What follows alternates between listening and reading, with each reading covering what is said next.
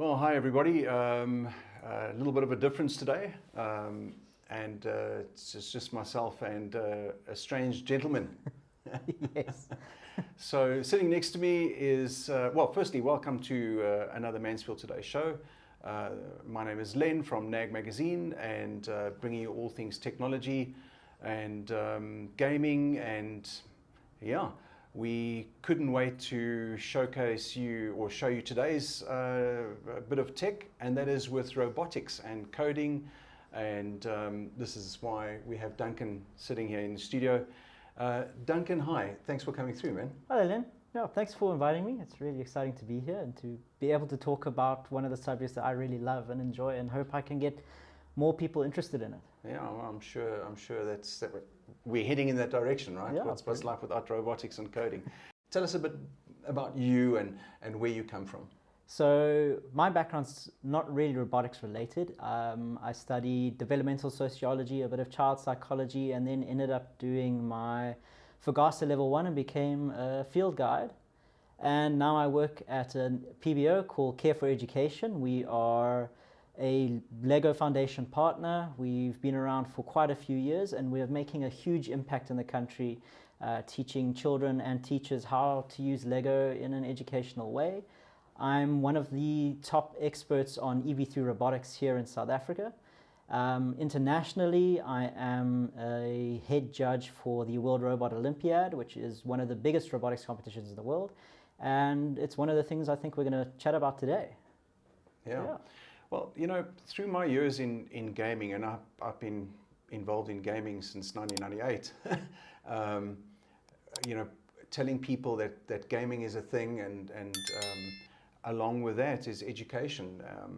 You know, gamification is the term, and for parents out there, if you've heard the word gamification, this is exactly why Duncan is here, and robotics and the World Robotics Olympiad, and your kids getting involved in building robots and coding them and competing on an international level is exactly what Lego and Care for Education does. So the World Robotics Olympiad final, we just had it a couple of weeks ago, and in the studio next door we've got a bunch of youngsters, South Africans, who competed in the final, and we've got one of the robots here, and we're going to show that to the audience a little bit later on. Tell us about the World Robotics Olympiad. How do kids get involved with this? Explain WRO. So the World Robot Olympiad is one of the biggest robotics competitions in the world. There's over 70 countries that participate every year. And there's thousands or hundreds of thousands of teams that will compete every year, just building their robots, having a lot of fun. And what's special about the WRO for me is that it allows children from different age groups to remain a little bit separated. By that I mean they can compete against children with the same skill level as they have. They can compete with children who have the same kind of thinking that they have. So you don't have this 8-year-old really facing off against a 19-year-old who's working through MIT, for example. But what it allows children to do is be creative in their designs. With robotics, there's not just one solution for a problem. There's multiple solutions. And within the World Robot Olympiad, there are many different challenges that children can participate in. There's different regular categories, for example. There's an open category, which is a theme-based competition where children will get a theme and then develop a robot around that theme to try and solve problems that they have around the world, for example, recycling or energy use that they now have. Within the category that I'm specifically involved in, it's what we call a table challenge, and that is children receive a set of challenges at the start of the year, normally around the 15th of January every year, and then they have until our national finals to prepare their robots to complete that challenge. They have about 2 minutes when the robot's running to complete it all, and these kids will work for hours, days, weeks, months on these challenges, to the point where I've seen 8-year-old children who have been diagnosed with ADHD sitting for 5-6 hours in front of a computer, testing their robots, making sure that they're all running. And for a lot of these children, it's a way to really express themselves through their robots. I don't think people understand just how much work they put into these things and the benefits that they receive from just playing with robotics, really. That's my take on WRO. That sounds amazing. You mentioned tabletop. Explain layman's term, what size is it? It's pool table size? What does the general layout look like? Yeah, so it's about the size of a pool table. It's 2.3 meters by 1.2 meters, and on the table you will have what we call the robotics mat. So every year there is a new mat or layout that's released that gets printed. Yeah, a landscape, a terrain that the robot needs to move in. And within that terrain there are various what we call elements on the table, and these are normally built out of Lego. So you've got a Lego robot moving Lego things, and there'll be different colors, different tasks. There's a randomization that will happen on the table, so some of the elements will be known before they start. Most of it, the children have to basically build a very simple AI to try and figure out how to move these elements depending on what input the robot will receive, so what the robot will see. And within the category with the team that we have next door here, they are in probably the most difficult category in the world, which we call senior high. And it is for your older age groups and your older children. And the things that these children are able to do is mind-blowing. It always blows me away every year when I see these robots coming out to complete these table challenges. And the exciting thing is they have 2 minutes to complete the entire challenge. And we have some teams that will take the full 2 minutes, and you have some teams in other countries that will take maybe 20, 30 seconds to complete this really sophisticated challenge. And give us an example of one of the obstacles. So the obstacles can be all like kinds of different things. Yeah. So will they be water? It's normally walls that they were looking at. A few years ago, they had physical pieces of wood and things that the robot would have to climb over ramps. Okay. But now they've made everything out of Lego. So you'll have these Lego walls that sit on the table, which the robot must not touch most of the time. And these things will avoid it using sensors. You then have lines across the table that the robot can then navigate on. They don't have to. This is the thing that I think a lot of people don't really understand, is that when you are on your table, you can get your robot to do anything. You can have it throw things across the table if you want to. You can have it smash things into walls if you want to. It's all up to how the kids want to solve that specific challenge. And all of them are built out of Lego. They're all within a specific restriction of about 15, 20 centimeters. They'll never be higher than that because the robots have a size restriction of 25 centimeters by 25 centimeters by 25 centimeters. Okay. Yeah. All right, cool. So based on the challenges, they may decide to put wheels on their robot. They may decide to have it more spider-like, I guess. Yeah. Okay. Yeah. Yeah, well, gamification, as I said, is a thing, and getting kids to start from an early age and have fun and learn is incredible, and it bodes well for job creation and the kinds of jobs that these kids are going to get involved with going forward. You touched on ADHD, and I'm so excited that you did that. Parents are so often numb with all the noise from various teachers and whatnot saying their kids must go on medication, and when there's a potential easier solution, and keeping kids busy is certainly, in our view, very much that. So not that we are prescribing any medication or anything funny, that's for sure. We are robotic nerds, and that's that, right? So, yes. All right. So let's say a school is not involved in robotics and coding. They in an area where the funding is a problem. Are there solutions that Lego have for schools that are not as affluent as some of the more lucky schools? Yeah, so we at Care for Education, we run some different programs. We do have our own robotics projects where we're running in Atcheville Township, for example. We have about 200 students that on a daily basis will be playing with these robots and competing within WRO. From a financial side, there is quite a bit of backing from a lot of different companies that you can find. Guys who just want to set up in their garage, for example, can always find something somewhere. But within the World Robot Olympiad, what's just happened, I believe, is that they're starting this creation of a World Robot Olympiad Academy. And this is going to be something that will be all about outreach, helping children get more involved in robotics, where previously they couldn't. The only things you really need to start robotics is have the robotics kit, which you can get through multiple places. You can then just need the table and the mat. That's it. It's that simple. something to program on is pretty helpful, especially when you're having to code these little things.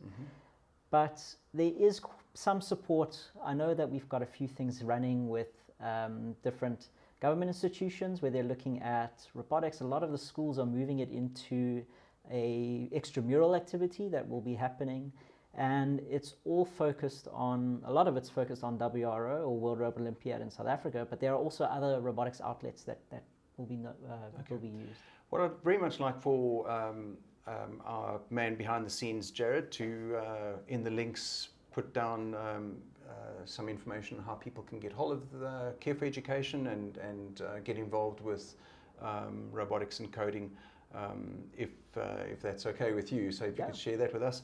And then lastly, what I understand from a coding perspective is that kids that want to get involved don't necessarily need to understand that they're going to sit with a physical robot in front of them. It could start from just Lego, right? So it's the Lego. That's why Lego is so involved in coding and robotics, because your kid sitting and playing Duplo and putting blocks together, that's the basics of coding, right? Yes. Yeah. So I know for a lot of people it might be difficult to kind of connect the Duplo blocks to someone actually building a robot that's moving autonomously. But this is exactly what Care for Education is doing, right? Yes. So so we'll share the links in the video, and I'm very, very keen to meet the kids. Before we go and meet the kids, tell us about these kids that are here. What school they're from? What did they do? How did they perform at the WRO final that took place now last week? And what were the challenges? Because we're in COVID now. It was supposed to be a physical event. It landed up being a virtual event. I mean, I got goosebumps, guys. Let me tell you something. It's what happened. What had to happen behind the that's real. What happened behind the scenes on putting a virtual event together was crazy. And you were one of the head judges, or are one of the head judges. Explain a little bit about that, and then we'll wrap up and then go and meet the kids. So the World Robot Olympiad this year ran, as you said, online. There were 54 teams in each category, or in each age group category. So our South African team, it was their first time going through to an international competition. They are from the Alpha Robotics Club at Kura Aurora. It's one of the biggest robotics clubs that we have here in South Africa. And it's one of my personal favorites. I have a soft spot for them because that's where I basically started. You need to remain unbiased. Yes. So with this club, they've done some incredible things. They've gone from strength to strength, and the kids that we have here today, I've seen them at every competition since I think they were in grade 4. And now they're sitting in high school. I believe the one child will be going into matric next year. And it's just been such an honor for me to see them develop in the ways that they have, both in their attitude towards each other, the things that they're doing, but also just their passion for robotics, engineering, science, mathematics, these things that we want children in South Africa to now learn, and it's all through robotics. And within the WRO side, so now we're talking World Robot Olympiad on the backside of the international competition. You're right, I'm a head judge there, where I'm one of 3 what we call category head judges. My role is basically to interpret the rules to all of the teams, make sure that coaches understand, make sure that our judging panels are judging correctly. If there's problems, it all comes through to me and my 2 colleagues. And we work with judges all around the world. So the problem we had this year is because it's now online, we're working in every single time zone. So I was up I had about 9 hours of sleep over 4 days, making sure that making sure that our judges were judging all of these teams correctly at the same times, at the appropriate times. We had issues with teams having to submit videos online, so there you're talking about video quality. Not everybody has the same kind of equipment. So we had a team in Hungary that was having their grandmother film in their basement. Sure. And then you have a team in Russia that's filming in one of the biggest engineering universities in the world with an entire engineering team behind them. So you have to judge these children in the same way. And everything behind it, technologically wise, was incredible for me to see. We use Discord as one of our main communications within the judging panel, and it was great to see all these judges sitting in the different voice channels and different text channels posting their questions. As soon as rules start, just to give you an idea of how hectic things can get, as soon as a rule is released, I had about 56 emails sitting in my inbox waiting for me, all in about 20 minutes of the rule being released. And this is people from all around the world messaging you. You've got guys in Canada, guys in India, Russia. Is this to define the rules? It's to clarify some of the rules. So what happens in regulars, there's a surprise rule that the children don't know, and that gets released 5 minutes before the competition, and then they have to try and program and build with that specific rule in mind. And each kid is sitting at home, isolated, doing their thing. Wow. Yeah. There were children in the one category, the open category, which is the theme, they have to do an interview. And one of the children from, I'm not sure which country, but they were in hospital at the time with COVID. Sure. And they tried to get and competed. Wow. They got a tablet through to them somehow, and they were able to sit there in their hospital bed and do. Not a medical tablet. A tablet. No, I'm not sure. I think both maybe. But yeah. Okay. And how did the South African team do? So the team, because it's their first year, I think that they had, and I'm sure they'll tell you, they had some technical difficulties, but they came 43rd out of the 54 teams. But that's at the international competition. That's the best in the world. There's MIT students there. Yeah, it's the guys who have all kinds of support. But yeah, 53rd at the international out of 54, but 43rd, sorry. But they came in the top 7. I mean, they competed against over 7,000 teams worldwide. So they can say that they have 43rd out of 7,000 plus teams. Oh, that's incredible. I can't wait to meet these guys and show you their robot. Yeah, can I name the robot? I think they have a name for it.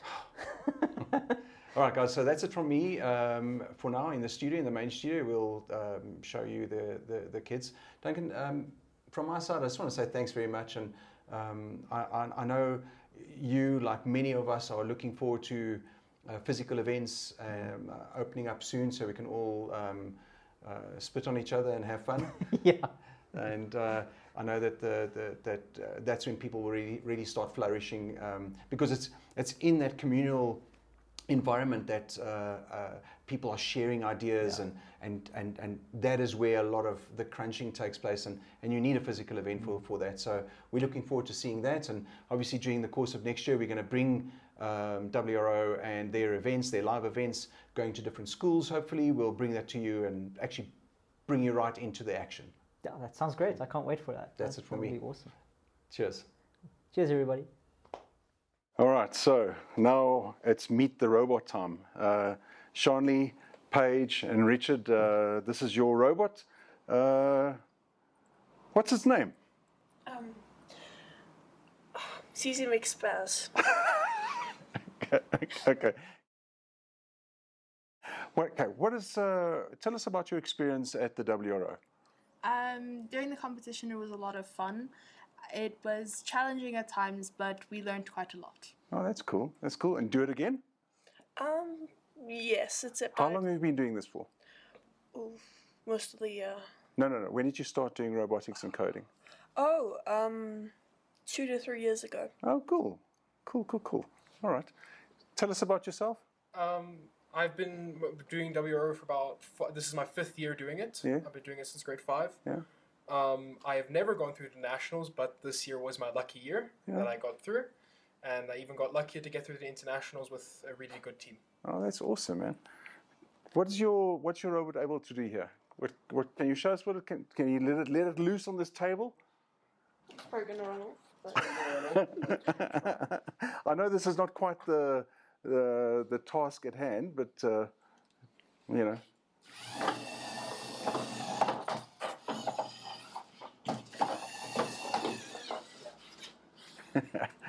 So obviously this robot is fitted with various sensors. It's supposed to do certain things. You can program it to see the edge of the table and to stop before and not just fall over. I see it's got little arms, so it was supposed to pick something up and place it. Color detection and that kind of thing as well? Or yeah? Okay, cool. Right, well, it looks amazing. I wish I had kids your age now that could be involved in this stuff. This is super geeky, super exciting for me, and I can't thank you for showing us your robot. And I just want to wish you all the best for 2022. I'm sure you're going to do really, really well, right? Hopefully you'll be able to, have face-to-face events, right? Yes. Cool. All right, cool. That's it from us.